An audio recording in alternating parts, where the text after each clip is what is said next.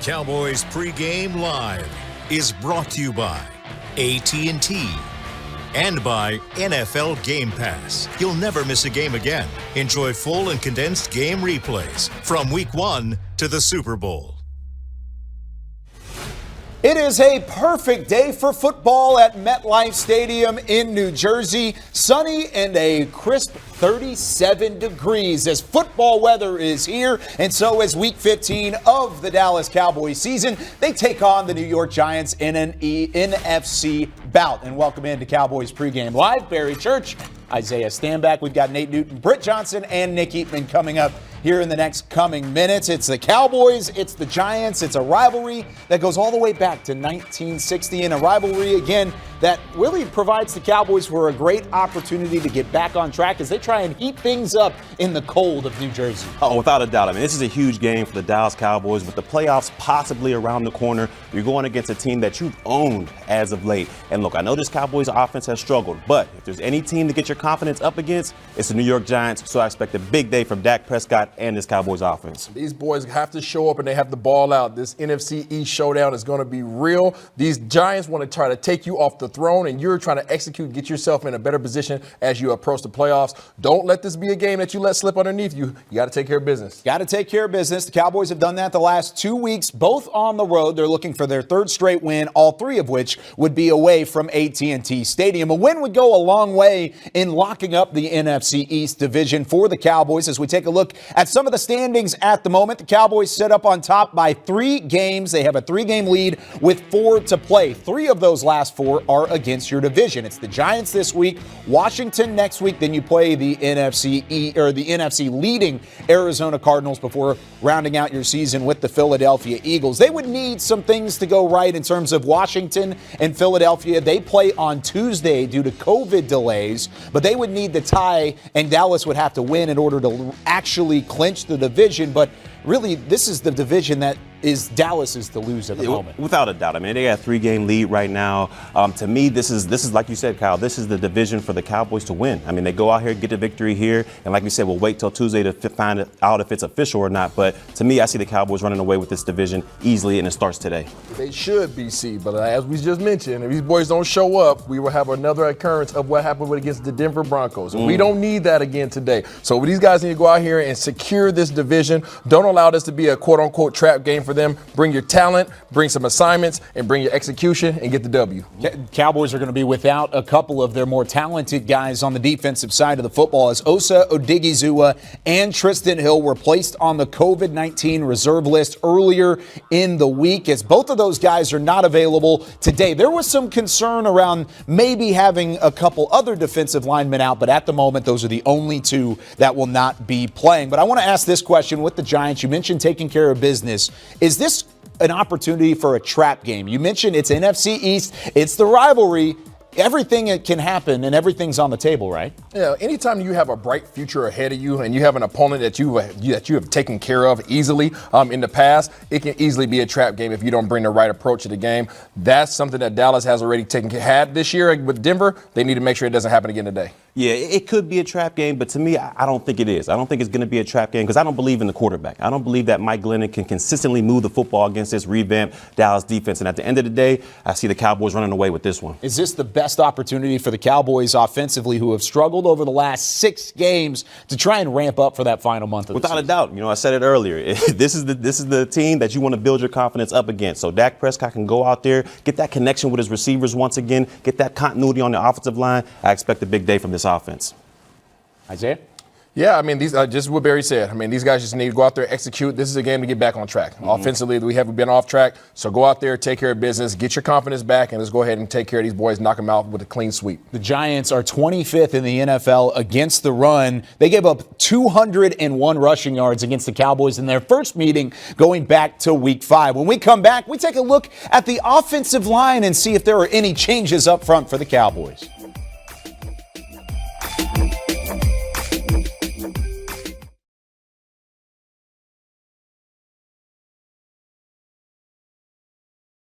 I thought we moved the ball well, and I thought we did good on offense. I think our expectations are real high. and we kicked a lot of field goals. That was it. You know, we understand that coaches preach to us all the time that field goals won't necessarily win in this league. Our defense did a phenomenal job. But, you know, there are offenses that we're going to play who are going to put it in the end zone. Or hopefully not. Hopefully our defense can stop them. But that's what we're preparing for as an offense. And, you know, when you look at it like that, we need to score touchdowns too, you know, instead of settle for field goals. So that's the biggest issue. Your experience. Establishing rhythm of the game, is there any controlled passing game, or how do y'all build that connection? You just stick to the game plan. You know, Kellen usually does a great job in the first 15 plays. We stick to that game plan, we'll be fine. What can it take to, I guess, kind of get out of that funk? Can it happen in one big play between you and Dak, or Dak and CD and Michael, or is it kind of a more fluid thing in your experience? It's a combination of things to me. You know, obviously we gotta execute better. You know, it's just when your name is called, whatever route is called, whatever play is called, when we're in that red zone, you gotta go up and you gotta go make that play. Yeah, I think it's just as simple as that. Like if you know, my name is called, I'm the first read on the play, I have to go win. So that can feel comfortable throwing me the ball, and I can score, and that goes for everybody else.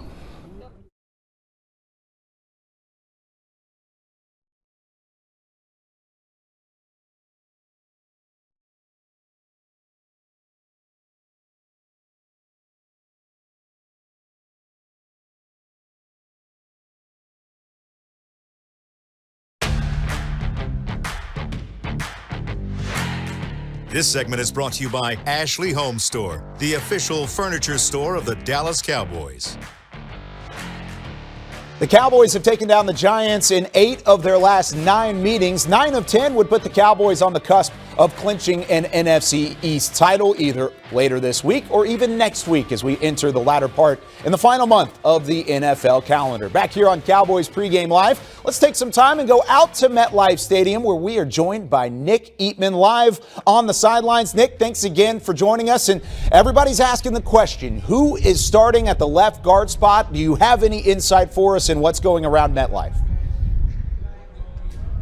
Well, I'll tell you what's going around first is that, Kyle, you and I have different opinions of what perfect is, because you said perfect football weather, and I can tell you just from the people on this side of the field, I don't know how perfect it is. Very cold, but yet on the field, though, you got guys in the studio, though, that have played. They probably love it. But I know this, a lot of bundled up people over here. Now, left guard, it's going to be Connor Williams. They're moving back there. They tried with Connor McGovern. They went 4 games. They wanted to give him a good sample size there.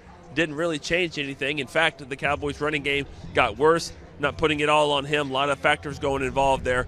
But I think that they're feeling like Connor Williams can get back in this mix, needs to clean up those holding penalties, and then they could maybe run the ball a little bit better. I believe it was on Hanging with the Boys, one of the shows this week, one of the podcasts.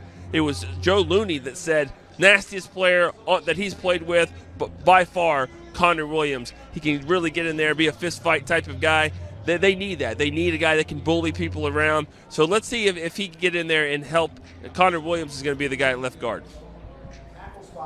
Word, or at least there's rumor that there could be some rotation there as well. No Tyron Smith this week. He's out after an injury sustained in last week's game against the Washington football team. What kind of rotation could we see on the tackle spots today?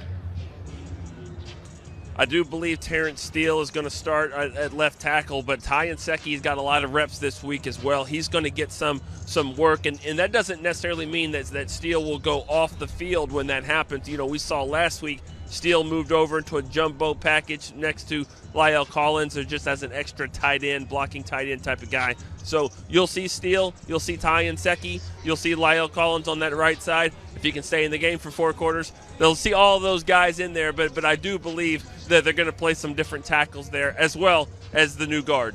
Now, speaking of tackles, let's go to the defensive tackle spot. No Tristan Hill, no Osa Odigizua. Is there a domino effect, and what's the rotation going to look like on the defensive line with those 2 guys out? Well, I can tell you this. Yesterday, there were a lot of fingers crossed about some COVID tests that were going to happen this morning. They were really worried about guys like Carlos Watkins, Neville Gallimore, Quentin Bohanna, Justin Hamilton, those guys. Those are the 4 that are left.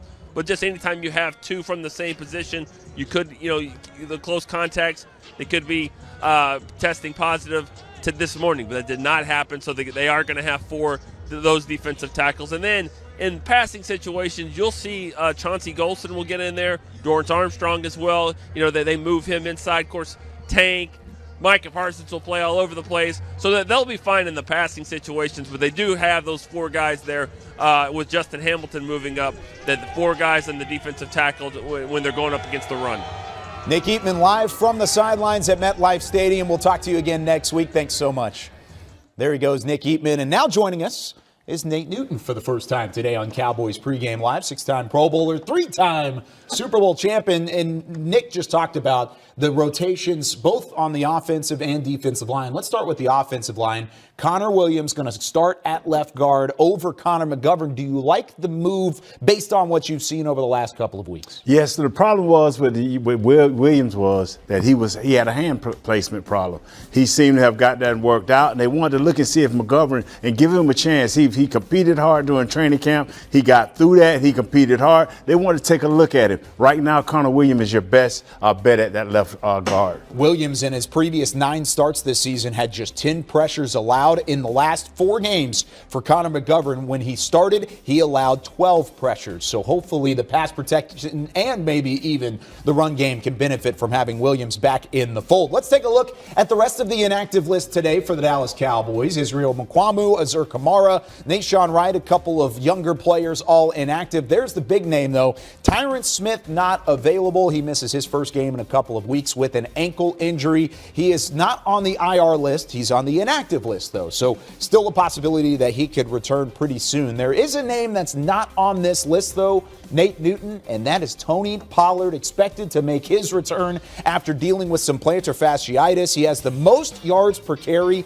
in the NFL at a moment at 5.6 yards per tote. How big is it, and how much does this add to an offense to have a guy like Pollard back in the fold? Oh, he's bringing his own special brand of ball carrier, man. And what I like is he's a nightmare for his matchups, man. If we can get him on the edge a little bit more, he has a foot injury, and we need to get him on the edge more. Let him pound up in the middle and have to put pressure on that heel. Only missed 1 game. He suffered that injury on the long 58-yard touchdown run against New Orleans back in Week 13. How much do you expect him to see a workload in this game? Do you expect him to maybe be limited to a certain extent? No, we need his 20 plays.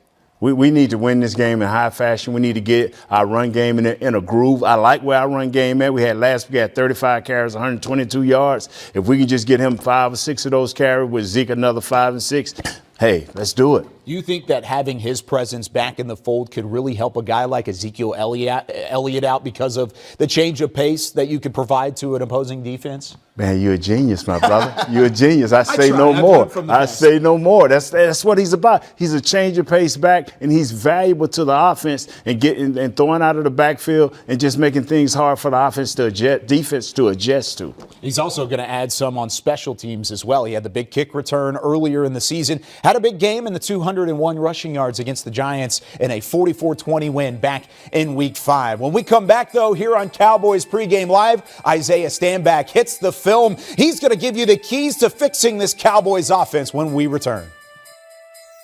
This segment was brought to you by Ashley Home Store, the official furniture store of the Dallas Cowboys.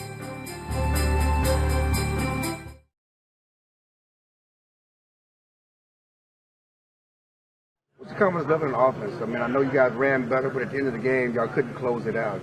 How frustrating was that, and can y'all get back to where you were? I mean, we ran better last game. Definitely, I think our confidence level is where it's been. I think we know we got to play better, but I think we also know the level we can play at. We just got to go out there, and play better. Some would say that your quarterback is in a slump. What do you guys say when you see him? I mean, it's 11 of us out there, so I wouldn't say you could put anything on one player because it takes 11 guys to make a play, and I think that we all need to play better, the whole offense collectively.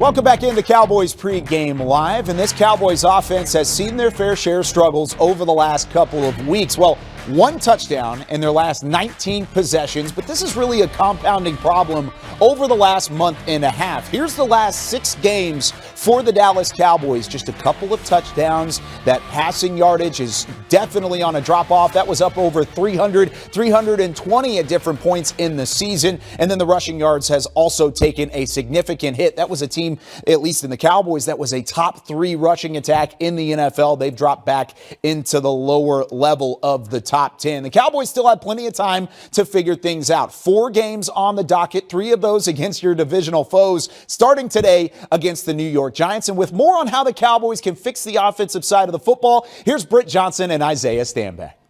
Thanks so much, Kyle. Now, we got to get right into this one. Britt Johnson here with Isaiah Stanback, who is hopefully going to help us figure out this offense, because the last few weeks it has not looked pretty. And we got to end the season high on a bang, right? Absolutely. So let's get to the Stanback plan, shall we? Let me show you guys what the plan is. First thing we need to address with this offense is figuring things out on the offensive line. This left side of our offensive line. Listen up. From the center position to the left tackle, we have a couple glaring holes. Tyler Biadasz is a great player, up and coming young guy, 2nd year in the league, but he still has a lot to learn. To the left of him, we have Connor Williams or Connor McGovern. Not really sure which one it is. Neither one of them seemingly wants to step up and take the starting role. That's a glaring hole. And to the left of them, we have Tyron Smith.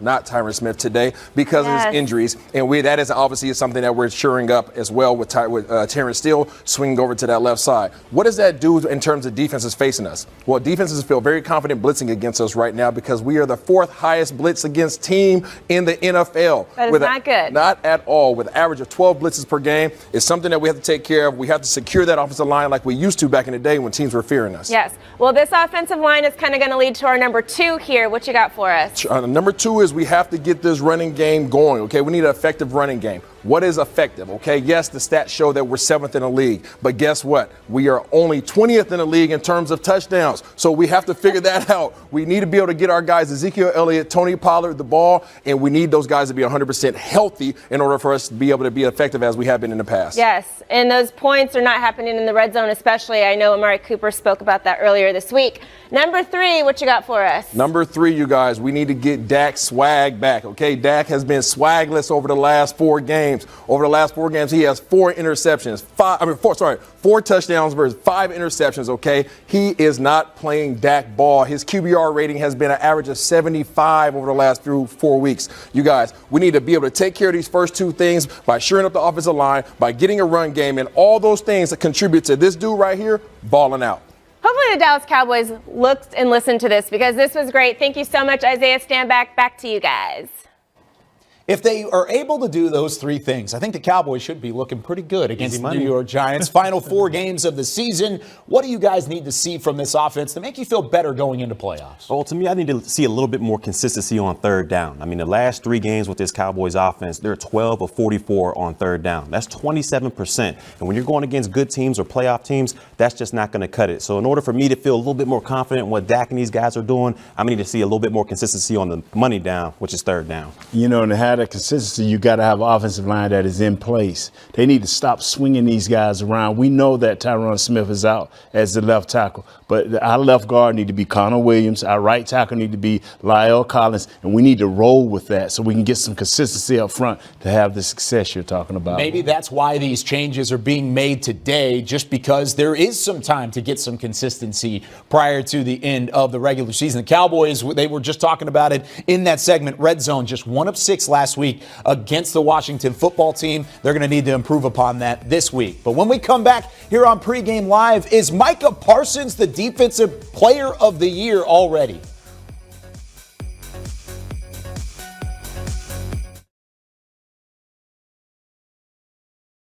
Can you be in a slump if you're a quarterback, and are you in? I mean, I don't necessarily feel like I am, but obviously we haven't been playing well. I haven't been playing my best ball.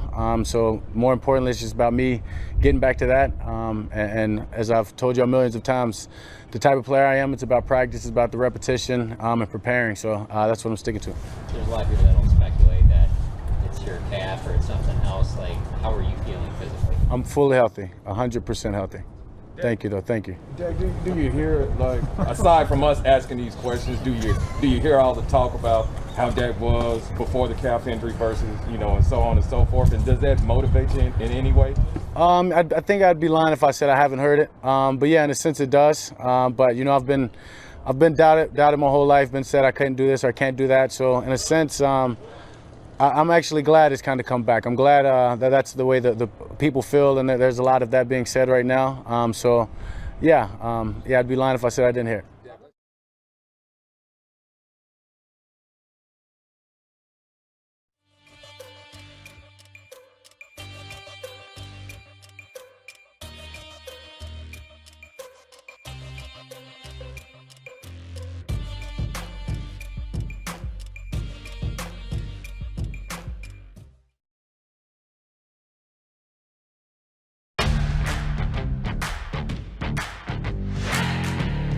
There are very few rookies in the history of the NFL that have had seasons like Micah Parsons is having for the Dallas Cowboys at the moment. Here are his numbers compared to some of the best in the league. TJ Watt, Myles Garrett, there's the odds right underneath it. Parsons just a tick behind both of these guys who are perennial Defensive Player of the Year possibilities, favorites even, and Micah Parsons even being in that conversation with statistics that are very similar is impressive in the own right. In your opinion, is he good enough to be in that conversation, Barry? Without a doubt. I'd say 100%. I mean, he's easily in that conversation, and I would put him in the Defensive Player of the Year right now. I mean, look, this guy, he might not have the sack numbers that a TJ Watt or a Myles Garrett has, but when you talk about splash plays, when you talk about impactful plays that swing the momentum in favor of the Cowboys week in and week out, this is the guy that's doing it. And right now, I don't see too many defensive players that are playing better than this guy.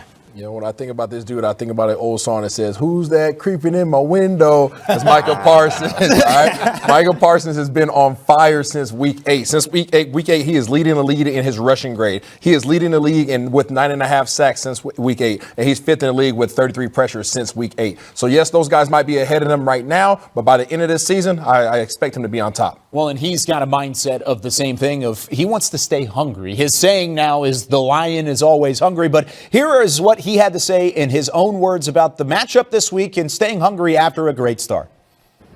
It's definitely, I would definitely say it's like real too early. I mean, I can see the similarities, but LT was completely different, man. Like, it's an honor that people are doing that, but I mean, to be compared to like a Hall of Famer so early on, I mean, it's just not ready to be in the conversation yet.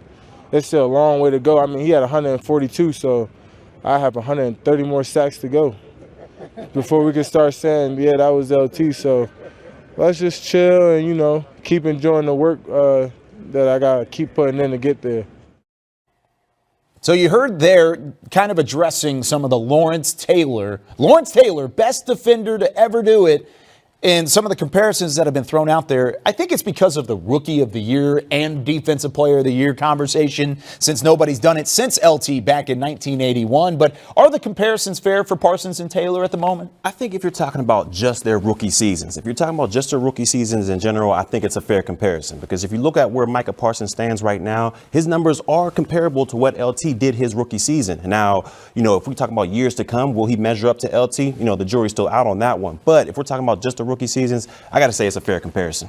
I'm not a fan of comparing, all the all-time greats versus rookies, but he's doing a heck of a job, and I think he's impacting the game in so many different ways. He's the only player that has 200 rushes and 200 coverages in terms of dropping back and cover, so this dude's a beast. Kind of going back to the graphic we saw at the start of the segment, I mean, Myles Garrett, TJ Watt, 90% of their snaps are coming as pass rushers. Micah Parsons does a little bit of everything, and that's why he's changing the game at the defensive level. When we come back here on Pregame Live, we'll tell you how to keep your pregame coverage going as we continue to get you ready for Cowboys and Giants here on DallasCowboys.com.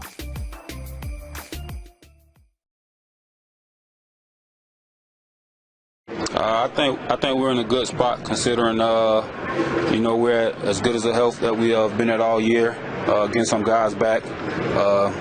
Sunday was a good starting point for us as a defense, and we're really just trying to continuing to build, and fix some of the small things that's going on with our defense right now. But overall, I think we're in a good spot right now. Being it's week 15, and we're able to put a show on like we did last week.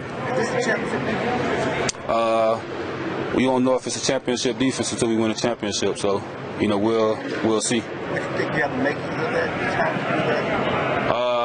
I think we have the players in the locker room to do it, but like I said, when you step out there week one, training camp and things like that, everyone says they have a championship defense. So, until you win a championship, you won't know that answer. Run defense, just how this group has improved overall in that area? I feel like we're getting better with gap responsibility, gap integrity, and just being where we need to be. Whether that's secondary defense or the front line, we're handling the right gaps, handling our responsibility, and not trying to do too much.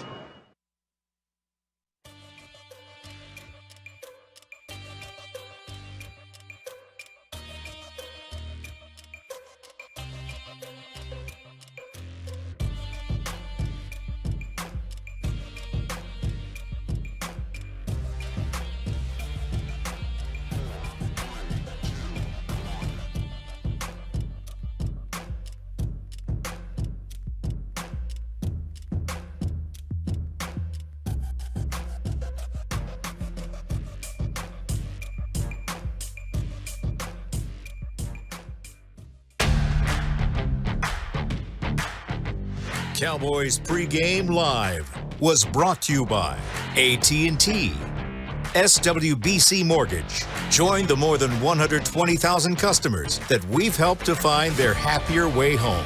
Visit SWBCMortgage.com to find a pro today. And by NFL Game Pass. You'll never miss a game again.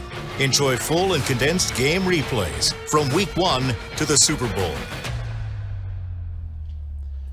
Wrapping things up here on the television side of Cowboys Pregame Live. Thanks for joining us here on this Sunday. Week 15 of the NFL season is here. And if you are not done with your pregame coverage of the Cowboys and the Giants, be sure to join us on DallasCowboys.com because we've got plenty coming up. What is the identity of this Cowboys team? Is it actually the defense, a team that's been so offensive heavy over the last couple of years? What about the one-on-one interview with Neville Gallimore? Britt Johnson sits down with the Cowboys pass rusher and will provide a lot of insight on who Neville Gallimore is and a lot of fun as well. But that does it for us here on the TV side. Join us on DallasCowboys.com. It's the Cowboys and the Giants noon kickoff on Fox.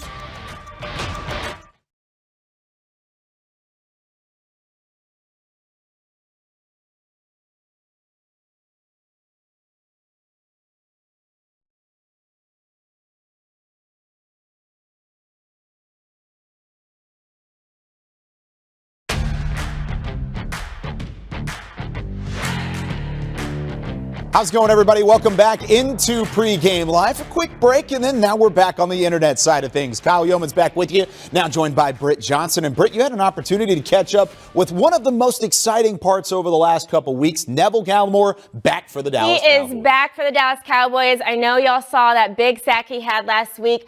I actually sat down with him and spoke about how did he stay motivated and just ready to get right back in the game. Well, he said it was his teammates and some other things on this episode of First and 10. Well, we got to get right into this because the people have missed you, okay? So we gotta talk about some things. So you were activated off of IR last week. So this was actually technically your first NFL game with full fans in the stands, no COVID capacity restrictions. How did it feel? Man, it felt amazing. I mean, I'm not gonna lie, it feels like I haven't played football in so long. I was just happy to be back on the field. I mean, seeing how our defense is going crazy, I was just happy to be back in the mix for real. So the defense has been super explosive. They were amazing last week. They've been amazing kind of all season, getting better and better each week. I kind of feel like you guys have been drinking like the Michael's secret stuff from Space Jam, but like what do you think is really the biggest difference between last season to this season? I mean, guys just understand that, guys are hungry. We try to make a statement. End of the day, we understand there's a lot of people that always have a lot of doubt, and, that's just what it's about being a part of Dallas Cowboys. We always got that stuff on our head that everybody wants to be better than us, so we try to make a statement this year. That's all it is. And you guys have done that for sure. You actually got your first game back. You got your first sack back, really. Yeah. Congratulations on that, first of all. I got to know, during your rehabbing that you've had and stuff, what kind of kept you going, kept you motivated? So when you came in this game last week, it looked like you didn't miss a step. I know you said you felt like you haven't played football in a long time, but it didn't look like that. Obviously, I can be quick to say, my family, obviously, support from my friends, but really, ultimately, the guys in that room, man, it's just something about it. Even when I was hurt, just getting up and being a part of that D-line room, and those guys still making me feel a part of the family, even though I was hurt, and I really appreciated that because, kind of guy I tend to overthink at times, and just seeing those guys still have my back even though I'm not out there, I felt like it was only right. Like I had to be there for the guys, and it really helped the process, so I got to give most of my credit to them.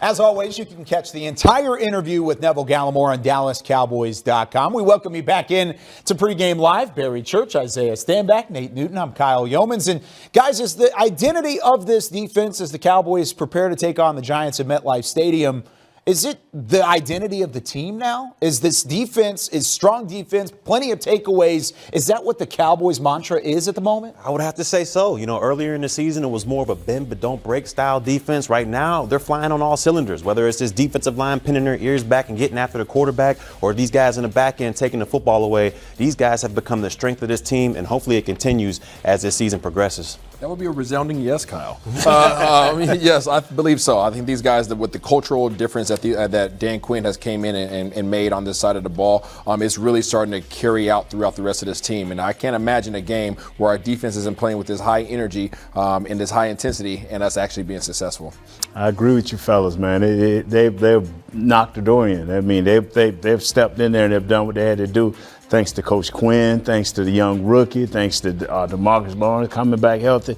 All these pieces fitting together with Gregory on top. Yeah, they doing their thing. All these guys coming back last week provided a jolt to that defense. Gallimore had a sack. Gregory had a sack. D-Law had a sack. Parsons had a sack. And, not to mention they had 4 takeaways against the Washington football team. Second game in a row, they've had 4 takeaways. They did it against the Saints in Week 13 as well. But here in Week 15, they've got a depleted Giants team on the other side. Not only on the offensive side, but even as of this morning, 4 positive COVID-19 tests for the Giants secondary. So the offense should have some opportunity there. But we'll stick with the defense. Saquon Barkley against the Dallas Cowboys has not had a ton of success. How about 58.8 rushing yards per game? He has not beaten the Cowboys as the starter. He is 0 of 5 as a tailback for the Giants. He really has not had any success against the Cowboys. How do they keep that going on the defensive side, Barry? Do we have number 11? You do have number 11? Do we have number 90? Yep. Do we have number 94 as well? Yeah. Oh, yeah, Greg.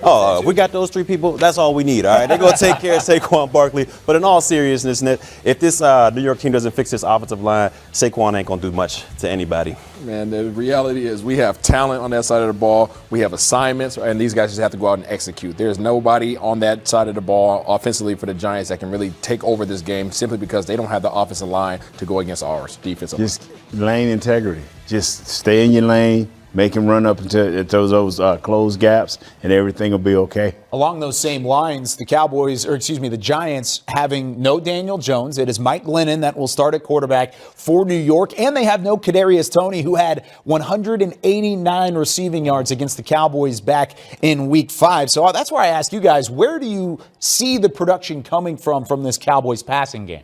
From this Cowboy, I think it's all 3 of them. I think it's either you could pick your poison. CeeDee Lamb, Michael Gallup, whoever the case may be. For the Giants offense. Where do you see it coming? Okay. I don't see it coming from anywhere. I mean, Kadarius Toney, to me, was the only one that can consistently beat one-on-one coverage out there. They have Galladay, they have Ingram, they have Shepard, but those guys, to me, can't beat one-on-one coverage. I don't see where they're going to get this passing attack going on. We faced Glennon last time. He had 64% completion rate. He had 2 interceptions, and he had under 200 yards passing. If we can do anything even remotely close to that again, I don't think that any one of those 3 right there that you see on your screen will have any effect. I would see what Sterling would do. If I'm that coaching staff for the Giants, I would see what Sterling Shepard can do. And you know what? Saquon Barkley would be everywhere, in the slot, out wide, in the backfield. He would touch that ball 85,000 times if it was me. It's just me now. If Nate Newton's the offensive coordinator, 26 he would be tired after the game. Oh, yeah, he'll be in an ice bath, no doubt about it. I want to go more in on Mike Glennon here because it is a different quarterback. Of course, Cowboys did see them back in Week 5 with Glennon at quarterback because of Daniel Jones being knocked out and put into concussion protocol. But what does he bring to the table as a veteran backup that could challenge this Cowboys defense if they're not careful? Well, he's been around the league for a long time. He's a journeyman out there, so he's seen a lot of defenses out there. So to me, it might be kind of hard to disguise your defenses to get, kind of get under his skin that way. But to me, I just don't believe in this guy and what he brings to the table. And I think this Cowboys defense is going to be able to pick him apart. Yeah, Glennon has he has a key to the Old Testament. He can see everything in the past. But the thing is, even though you can identify things, even though you can see things that are going to approach, you still can't stop it. And again, as I mentioned before, he doesn't have the protection up front to have any effect offensively against this defense. If I'm Glennon, I'm just getting the ball out my hand quick. That's what I'm going to do, man. I'm going to get that. I ain't going to even mention Saquon Barkley again. Glennon, get the ball out your hands, man. You already know what it is with Saquon Barkley. You know where sir. wants the Giants to get the ball to, and hopefully the Cowboys can suppress that on the defensive side of things. Let's go back out to MetLife Stadium and join the sidelines again, where Nick Eatman is now one-on-one with Stephen Jones. Thank you, Kyle. I'm here with Stephen Jones, Cowboys Chief Operating Officer, and we missed you last week. Glad to have you here this week, and just tell us what your excitement level is. Cowboys get a chance to play the Giants, maybe get 3 straight road wins. Well, we're not going to assume 3 straight road wins till we go out and get it done. Yeah. But, of course, anytime you play the NFC East on the road, it's going to be a big challenge. And certainly the Giants, I know they've got their challenges with COVID, and they have missing some players and then some injuries as well. Certainly we've got a couple of them as well. But, no, this is a big opportunity for us to go out and hopefully play well, get our offense rolling a little bit, see that defense hopefully continue to improve as they start to play together, and hopefully get us a big win in the East. If we could, obviously it'd go a long ways toward getting us, to where we could win this East. But big game today. You certainly don't overlook anybody, especially in these divisions. You talked about the COVID issues. You had 2 guys, Osa Odigizua and also Tristan Hill in the middle there. Are you worried at all about your depth there, or you did bring up Hamilton? You feel like you're going to be okay to replace those 2? Well, as you know, all year we've dealt with needing depth in the defensive line, and certainly unfortunate not having Tristan Osa. But at the same time, we got Bohanna, who's played all year, and certainly Hamilton we brought up on the COVID replacement, and he's played really good football for us all year as well. So we should be able to do that nicely. And then, of course, the great thing is to have Randy and D-Law and Micah and D.A. and all that crew coming strong. Basham, certainly they did a great job last year, really getting pressure on the quarterback. And we see what happens when that happens is the ball. Right. And, we've got to continue with that. That'll be a big part of our stretch run here if we can play great defense. And then, as I said earlier, get this offense, get some continuity going over on that side, execute, and hopefully get this team having some momentum on the stretch run. Well, you talked about continuity. We'll go to the offensive side, offensive line. That's always a big place where you want continuity. Connor Williams will be playing at left guard in this game. Can you go into what maybe the decision was there, and then what do you like about him there playing at left guard? Well, Connor's actually played well all year at left guard. The issue, of course, were the penalties. Right. And certainly he understands that. We all know offensive holding can be a drive killer, and certainly hopefully he's got his hands around that. And Connor McGovern did a lot of good things for us in that stretch, and the bigger thing he does, which he does well, is play that fullback role on the offensive side. And with us trying to get our run game going, really get it moving today, he can help us tremendously there. But he's a damn good football player, and it'll be good to see how this group plays together today. You expect a few snaps out of Tony Pollard today? Absolutely. I think he's going to play, and we'll see how it goes with him. We'll manage him and see how it's going, but he's going to play such a big part of this offense down the stretch. It'll be nice to have him out there working with the guys today. Certainly missed him last week. familiar face, maybe a different number, but familiar face over there on the other side of the ball with Jalen Smith. Would you just your comments on him? Well, Jalen's a great guy. I mean, a great individual, great football player. It's just unfortunate, we cut his career a little short with us, but I know he'll go out there and play well for the Giants, and have nothing but the best of luck to him, and nothing but great thoughts about Jalen Smith. All right, Stephen Jones, Cowboys Chief Operating Officer. We appreciate it. Stay warm. Thank you. You too. All right, see you. Kyle, back to you guys. Thank you very much, Nick. And Stephen doing the transitioning for us, because we wanted to talk about Jalen Smith, former Cowboy, drafted by the Cowboys a couple years ago, released earlier in the year, had a short stint with the Green Bay Packers, and he was signed to the practice squad this week. Well, guess what? He's elevated. He's on the sideline. Do you expect to see Jalen Smith? You played with him for a little bit. I expect to see a little bit. I mean, I'm sure they'll have him out there in some type of sub package, maybe on a long third down, let him rush the quarterback a little bit. But I expect to see a little bit of something from Jalen Smith today. Hopefully it's not too crazy against these Cowboys. Yeah, it'll be fun to see him go against his old team, obviously. And hopefully we don't see too much swiping. I hope he does have one good play so he can live that up. Aside from that, I hope that we go ahead and drag him. No, I don't ride like that. I don't ride like that. Jalen, glad you're there, son. Have a good day. That's it. Have a good day. Thank you, Nate Newton. All right, let's talk about the offense. Barry, you were so excited to talk about those Cowboys receivers a little bit ago. So now I ask you, how much pressure is on the big three to help this offense get back on track against the New York Giants, and who are you looking to maybe take that next step this week? I think there's a lot of pressure on these three receivers. I mean, we know that chemistry, that timing between Dak and these guys hasn't been there as of late. But to me, I expect a big game out of Michael Gallup out there. He's the king of the 50-50 ball. Hopefully, like I said, that chemistry, that timing between him and Dak can get back going. And I expect him to ball out tonight, especially against a depleted New York Giants secondary. We need Coop to show up tonight. We need to find a way to protect up front, make Dak comfortable so he can feel confident delivering the ball to our guy, because he only has 2 games this year over 100 yards. Let me run that back. He has 2 games over this year over 70 yards. So we have to find a way to force feed this guy the ball, because he is our number 1 receiver.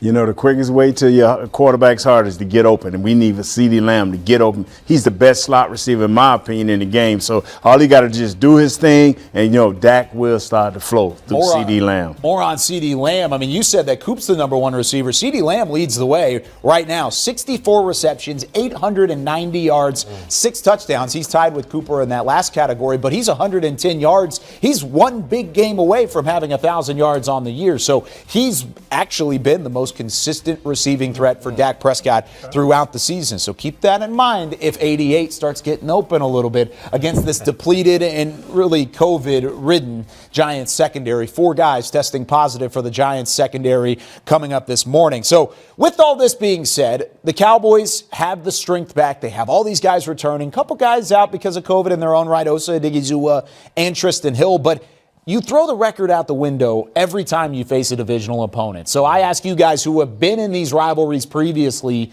how much does this matter to a team like the Cowboys when there is such a big talent gap? Oh, yeah. You got to focus on your task and what you have to accomplish, play in and play out. We know this is a division rivalry. They know your strengths. They know your weaknesses. They know you like the back of your hand. So you got to come out here, give 110% because we know this team knows us.